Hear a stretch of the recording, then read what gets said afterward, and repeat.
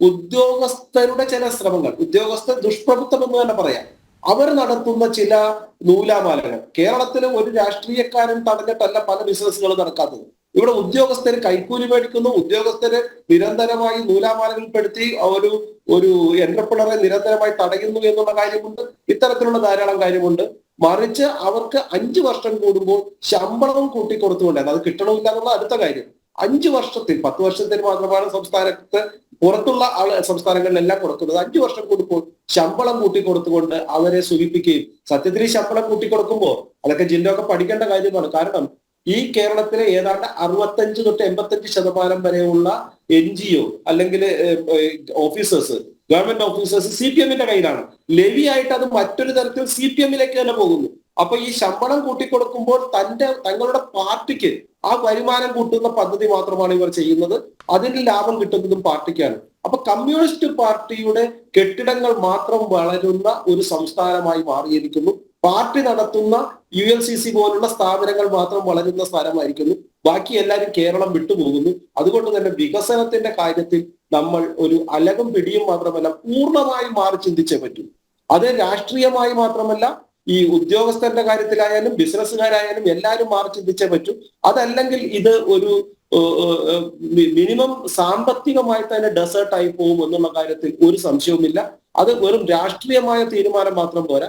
ഉദ്യോഗസ്ഥരായാലും അതുപോലെ തന്നെ ജനങ്ങളായാലും ഇത്തരത്തിലുള്ള തെറ്റായ നടപടികൾ എടുക്കുമ്പോൾ അതിനെ ചോദ്യം ചെയ്യുവാനും കൃത്യമായി കാര്യങ്ങൾ പഠിക്കുവാനും സാമ്പത്തികമായ വിഷയങ്ങളിൽ നല്ലോണം ഗാഢമായി പഠിക്കുവാനും അവയെക്കുറിച്ച് യഥാർത്ഥ ജ്ഞാനമുള്ളവരുടെ വാക്കുകൾ കേൾക്കുവാനും ദൂർത്തിനെ അനുസരിക്കാതെ, ഇപ്പൊ നമുക്കറിയാം കേരളത്തിലൊക്കെ നടത്തുന്ന ചെറിയ ദൂർത്തുകൾ, അത് ഈ പറയുന്ന കേരളീയം പോലുള്ള പദ്ധതികൾ 4-5 കോടിയാണെങ്കിൽ നമുക്കറിയാം സിൽവർ ലൈനൊക്കെ വേണ്ടിയിട്ടുള്ള കോടികളുടെ ദൂർത്ത്, അതുപോലെ തന്നെ K4-ന് വേണ്ടിയുള്ള ദൂർത്ത്, ഇതെല്ലാം പ്രൊഡക്റ്റീവ് അല്ലാത്ത ധാരാളം കാര്യങ്ങളിൽ ഇത്തരം പണം ചെലവാക്കുന്നു.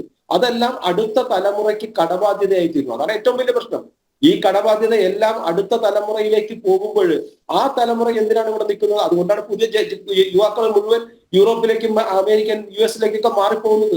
കാരണം അവർക്ക് ഈ കടബാധ്യത താങ്ങാൻ വയ്യ. കാരണം ഇവർ കട്ടുമുടിച്ച കാര്യങ്ങൾ അല്ലെങ്കിൽ ദൂർത്തിന്റെ നടത്തിയ കടബാധ്യത എന്തിനാണ് അടുത്ത തലമുറയിലേക്ക് നമ്മൾ കെട്ടിവെക്കുന്നത്?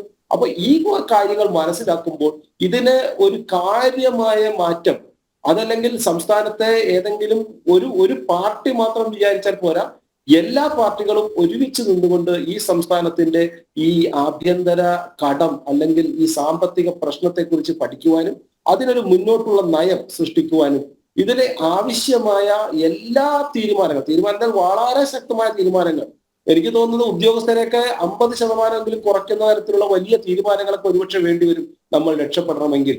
അതുപോലെ തന്നെ ഈ പറയുന്ന കടത്തിൽ വരുന്ന സ്ഥാപനങ്ങളെയെല്ലാം നിയന്ത്രിക്കണം എങ്ങനെ വേണ്ടിവരും എന്ന് നമ്മൾ നിശ്ചയിക്കേണ്ടി വരും. അല്ലെങ്കിൽ ഇനിയും പട്ടിണി കിടന്ന് മറിയക്കുട്ടിമാർ രണ്ടായിരങ്ങും പല കർഷകരും ആത്മഹത്യ ചെയ്യും. കേരളത്തിലെ ഈ ഉദ്യോഗസ്ഥന്മാർക്കും KSRTC-യുടെ സ്ഥിതിയായിരിക്കും ശമ്പളം കിട്ടില്ല എന്നുള്ള ഗതികളിലേക്കും വരുന്നത്.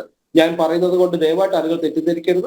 അതാണ് സാമ്പത്തിക സ്ഥിതി കേരളത്തിൻ്റെത്. നിവൃത്തിയില്ലാത്ത ഒരു സ്ഥിതിയിലേക്ക് എത്തിയിരിക്കുന്നു. പക്ഷേ നമുക്കറിയാം ഉദ്യോഗസ്ഥരെ, മന്ത്രിമാരുടെ PA-മാരും എല്ലാം ശമ്പളവും പെൻഷനും മേടിക്കും. അപ്പോഴും ഒരിക്കലും അവരുടെ പെൻഷനോ അവരുടെ ശമ്പളമോ മുടങ്ങില്ല.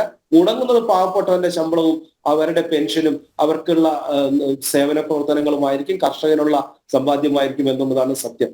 ഇതിന് മാറണമെങ്കിൽ പൂർണ്ണമായും ഈ സംസ്ഥാനം അടിയന്തരമായി ചില നടപടികൾ എടുത്തേ പറ്റൂ. അതല്ലെങ്കിൽ ആത്മഹത്യയിലേക്ക് പോകുന്ന ജനങ്ങളുടെ എണ്ണം ദിനം പ്രതി കൂടും എന്നുള്ള കാര്യത്തിൽ യാതൊരു തർക്കവുമില്ല.